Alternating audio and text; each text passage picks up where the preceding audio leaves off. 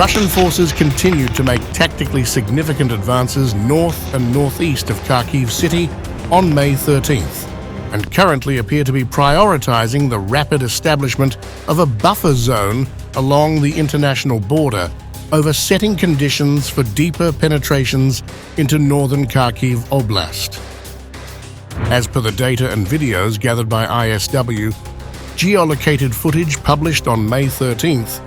shows that Russian forces have advanced into Hlyboke, north of Lipsy, and raised a flag in the center of the village. But Russian sources claimed that Russian forces have not yet seized the entirety of Hlyboke and advanced west of the settlement along the west bank of the Kharkiv River. Additional geolocated footage shows that Russian forces advanced southwest of Oleynikov,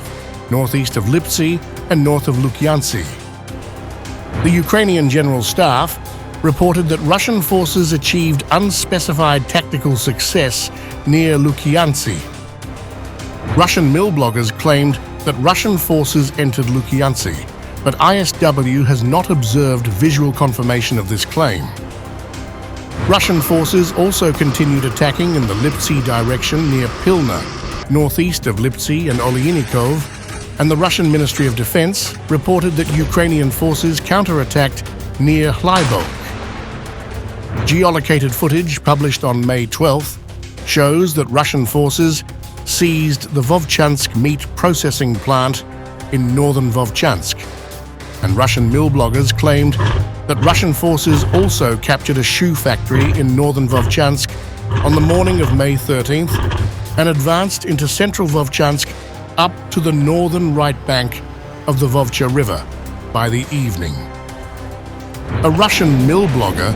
claimed that Russian forces are also clearing Staritsya and Buhruvatka, but that Russian forces do not control the settlements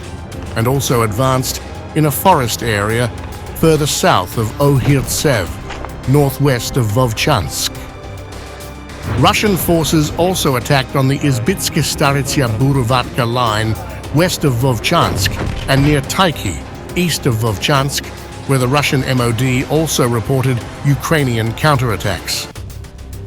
Russian sources claimed that fighting continued between the Lipsy and Vovchansk salients near Zelene, on the international border between Lipsy and Vovchansk, and that Ukrainian forces partially withdrew from Ternova, immediately southeast of Zelene. Russian forces' relatively rapid rate of advances in Vovchansk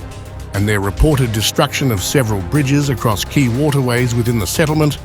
suggest that Russian forces are prioritizing the creation of a buffer zone over a deeper penetration, as ISW previously assessed. Russian forces notably conducted strikes against bridges over the Vovcha River immediately west and east of Vovchansk on May 12th, and began targeting bridges over the river and logistics lines in Vovchansk itself on May 13th, reportedly only leaving Ukrainian forces with 2 usable bridges over the Vovcha in Vovchansk.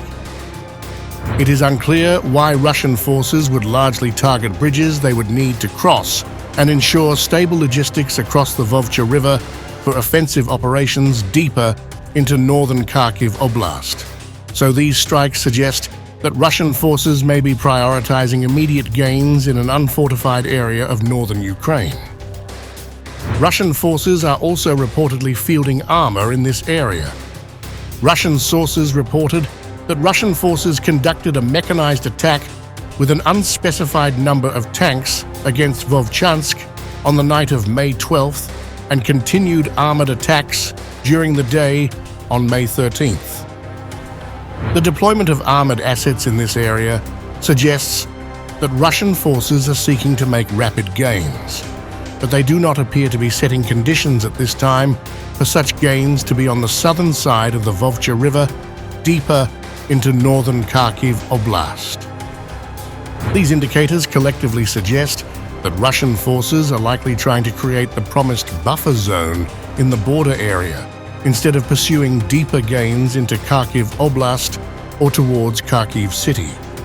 Russian President Vladimir Putin and other Kremlin officials have frequently suggested that Russia establish a demilitarized buffer zone in occupied Ukraine to protect Russian territory from Ukrainian strikes, and Russian ambassador to the United States, Anatoly Antonov, directly connected this buffer zone with intensified Russian offensive operations south of Belgorod Oblast on May 13th. Ukrainian and Western officials have also recently stated that Russian forces intend to establish a 10-kilometer buffer zone in Kharkiv Oblast,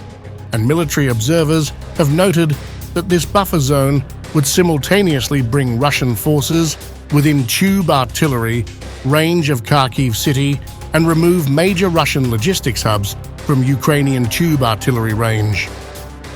A Ukrainian battlefield commander recently expressed concern that Ukrainian fortifications in northern Kharkiv Oblast are not along the immediate international border area, enabling Russian forces quick and relatively shallow advance. More senior Ukrainian commanders have recently stated that Ukrainian forces have established a multi-layered defense in depth deeper in the oblast, which is congruent with the other battlefield commanders' reports. The current pace of Russian advances on this axis is not necessarily indicative of the further offensive capabilities of the Russian forces conducting the offensive operations, although Russia reportedly retains considerable reserves available to exploit initial successes on this axis.